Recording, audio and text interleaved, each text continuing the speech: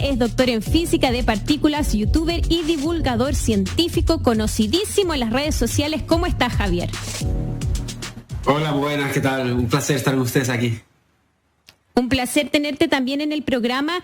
Cuéntanos cómo te estás preparando para este eclipse, para poder seguirlos desde España. Tú tenías planeado venir acá a nuestro país, pero me imagino que la pandemia te lo ha impedido. Fue una pena porque llevábamos 3 meses preparándolo. La idea era poder viajar y hacer muchas actividades y, bueno, ir a la región también y disfrutarlo.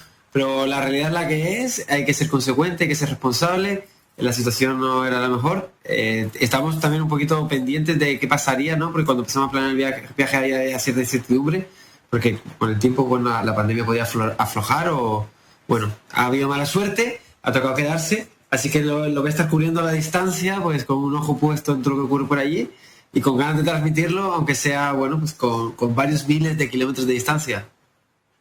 Así es, o sea, pendiente vas a estar de lo que va a ocurrir. ¿Cómo se están preparando en general los científicos en el mundo para estudiar y sacarle partido a lo que va a ocurrir el 14 de diciembre en nuestro país? Bueno, pues es un año atípico por todo lo que está ocurriendo, lo que hace que se haya disfrutado la movilización, pero aún así, pues científicos de todas partes del mundo van a estar allí para presenciarlo porque es un evento único. En este caso, además, Chile y Argentina son los únicos países por donde va a pasar claramente, así que pues no hay más alternativa. Y bueno, pues como siempre, los científicos intentan sacar toda la información de cualquier evento astronómico. Este es un evento importante y por supuesto que muchos equipos de todas partes del mundo tienen los ojos puestos para que se pueda aprender de este eclipse. Tú en particular, además, lo decías, estás preparando transmisiones especiales, vas a tener a varios científicos reconocidos a nivel mundial que van a estar entonces analizando lo que va a estar ocurriendo el 14 de diciembre y que sin duda va a sumar audiencias del mundo, porque a ti en las redes sociales, en YouTube, te sigue muchísima gente, entonces es importante también cómo las audiencias de otros países van a poder acceder al contenido y a lo que va a estar pasando acá el 14 de diciembre. Entonces cuéntanos en particular sobre lo que tú vas a hacer ese día. Pues sí, en efecto va a estar todo el foco puesto en Chile y en Argentina y es una oportunidad también para dar a conocer pues las cosas que se hacen en vuestro maravilloso país. Y por suerte pues hay muchos científicos que también están interesados en comunicar y contar un poquito cómo se vive un eclipse desde la pasión de la ciencia. Y lo interesante también es desde el foco de YouTube y las nuevas generaciones pues se hace otro tipo de transmisiones que dan también para hacer algo divertido. Entonces mi idea es hacer algo pues un poquito con el espíritu de YouTube, donde se mezcle esa forma de pasarlo bien, entretenimiento, con conocimiento. Voy a tener invitados de todo tipo, cuento con reputados astrónomos de primera línea, como el mismo profesor Massa, que se pasará un ratito aunque sea a saludar. Estará, por supuesto, también un compañero que se llama Santiago Vargas, que es investigador en astrofísica. Estará por con nosotros también personajes históricos como Jocelyn Bell, que es la descubridora de los púlsares, y vendrá también a saludarnos la hija de Carl Sagan. Tendremos al guitarrista Gustavo Santaolalla y más personajes del mundo del arte, de la cultura, de la ciencia, para mostrar que el tema de la ciencia no es específico, exclusivo nuestro, de los amantes de la ciencia, sino yo creo que es bonito también mostrar que involucra a todo el mundo y que mejor que hacerlo que pues haciendo participar a personas de diferentes ámbitos. Estamos conversando con Javier Santaolalla, quien es doctor en física de partículas, es youtuber, es divulgador científico español, además fue investigador en el CERN, que es un importante centro de investigación, y ya quiero que hablemos más de aquello, Javier. Y por último, para cerrar un poco lo que va a ser todas las actividades que tú estás programando, coordinando científicos del mundo para que puedan participar de tus transmisiones, ¿dónde va a poder seguir la gente todos estos invitados que tú vas a tener y con los que vas a estar conversando el 14 de diciembre cuando ocurra el eclipse total de sol en nuestro país? Pues ahí estaremos transmitiéndolo con mucha pasión desde mi canal de YouTube que se llama Date un Blog, Date de como suena un V-L-O-G, B corta, no sé cómo dicen en Chile. Sí, B corta, así mismo. B corta.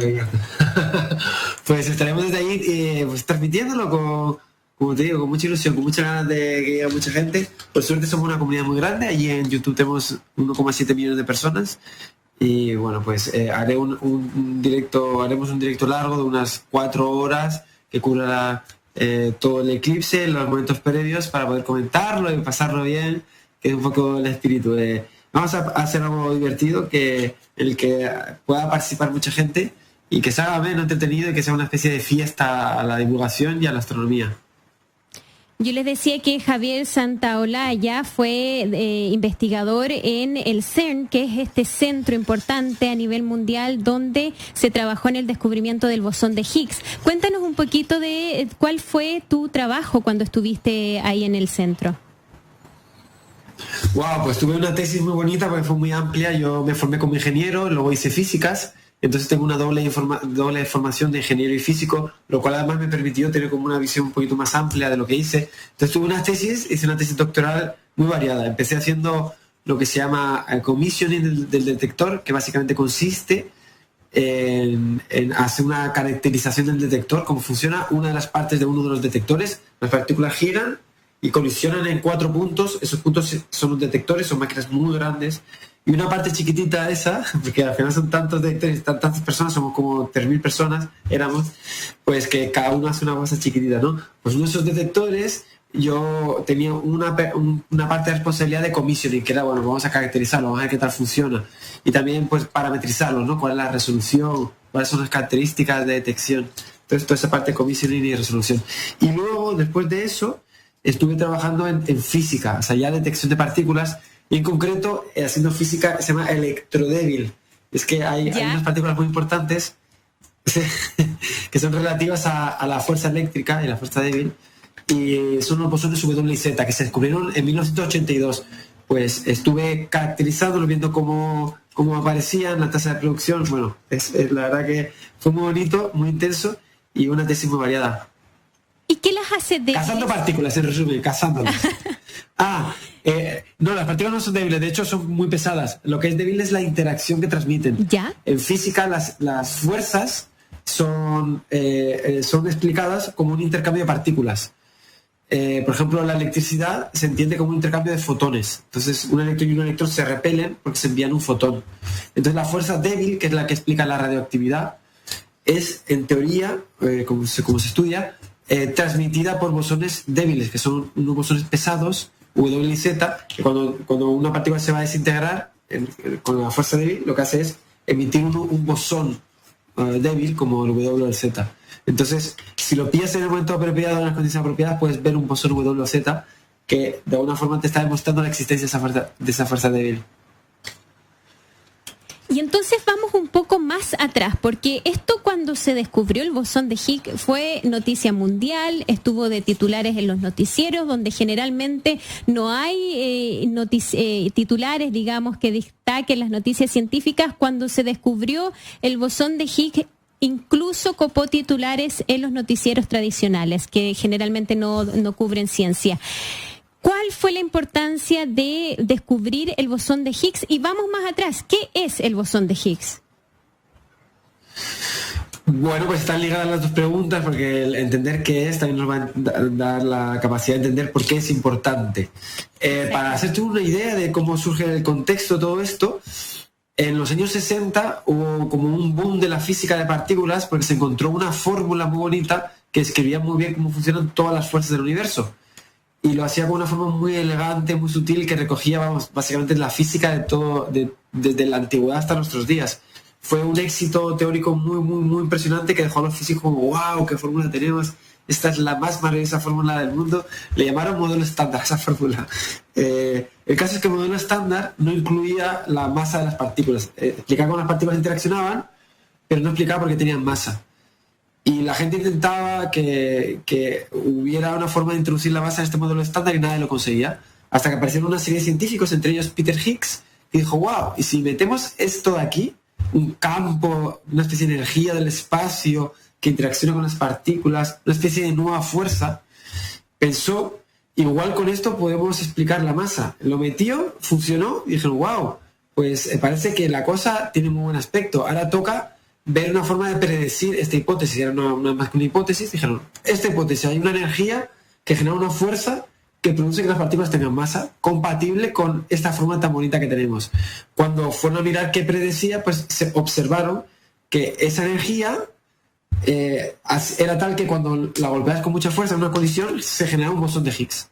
Dijeron, bueno, pues vamos a golpear el vacío con partículas a ver si vemos un bosón de Higgs. Entonces, finalmente fue lo que ocurrió en el LHC.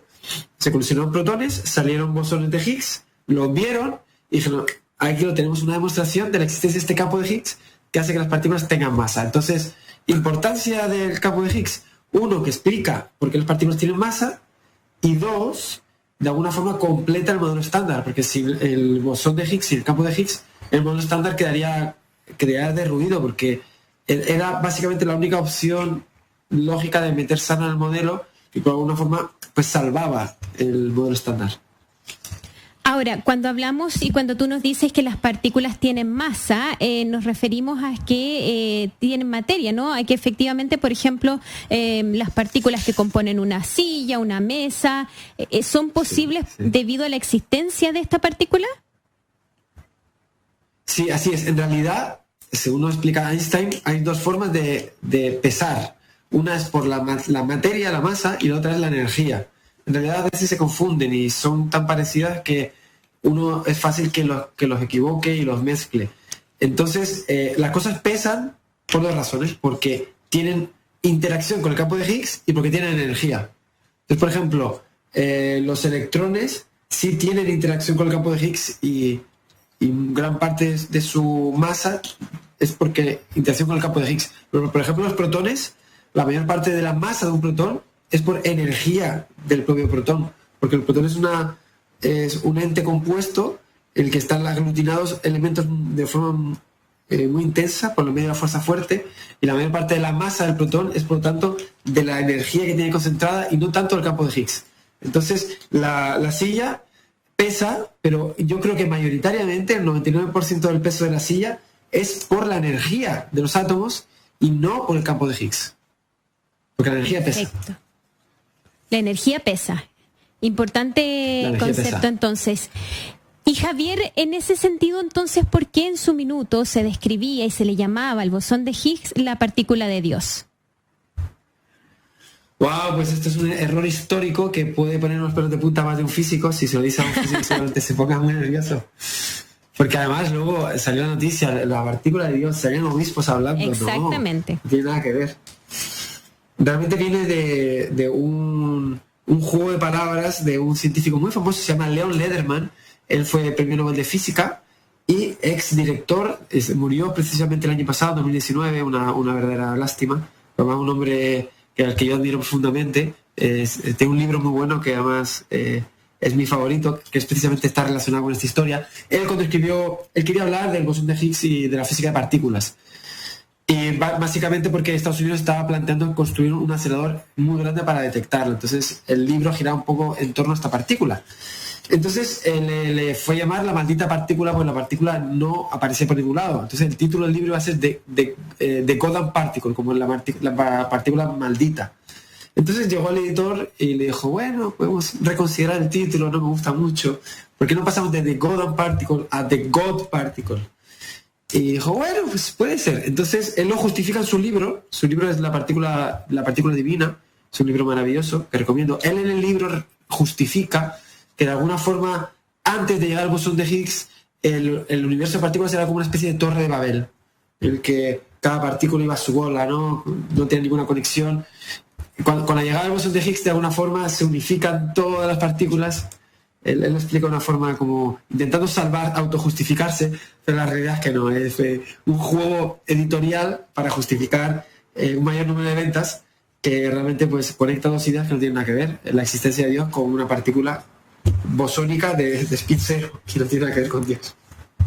Bueno, convengamos que el título o el apodo que le dieron a esta partícula vendió mucho en su minuto. Yo creo que también fue parte del por qué fue tan noticioso en el minuto en que se descubrió. Sí, estamos conversando con Javier Santaolalla, quien es doctor en física de partículas precisamente, y de ahí que él nos está explicando todo esto. Además es youtuber, es divulgador científico español y está muy atento a lo que va a ocurrir el 14 de diciembre con el eclipse total de sol en nuestro país. Javier, Entonces repítenos las coordenadas para que quienes estén interesados acá en Chile y también en el resto del mundo en seguir las actividades, las entrevistas y todo el contenido que tú tienes preparado para dar a conocer todo este contenido de que va a ocurrir, todo este fenómeno que va a ocurrir en nuestro país, darlo a conocer para el mundo.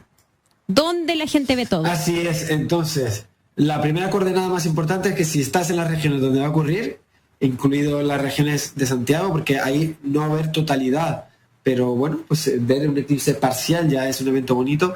Si estás en las coordenadas adecuadas, sal a verlo, o sea, no se te ocurra quedarte en casa porque es mejor dentro de las condiciones de COVID y dentro de la seguridad que puede establecer los criterios de salud de tu país, que ahí yo no entiendo bien. Si es posible, sal a verlo.